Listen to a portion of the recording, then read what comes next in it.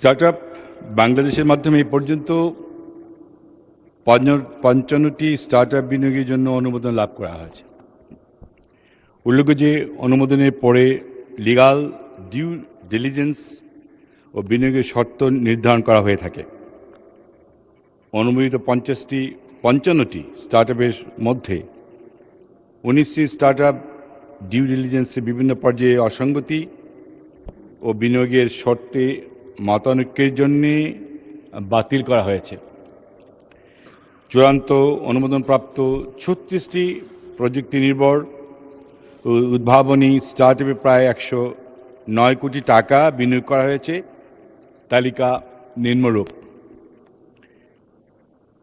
1 নম্বর চাল ডাল লিমিটেড, 2 নম্বর 10 minute school limited, 3 নম্বর সেবা platform limited, 4 number tour booking Bangladesh limited, 5 number I farmer মন্ত্রী limited. জি, অনেক লম্বা উত্তর, এটা পঠিত বলে গণ্য করা হোক। জি।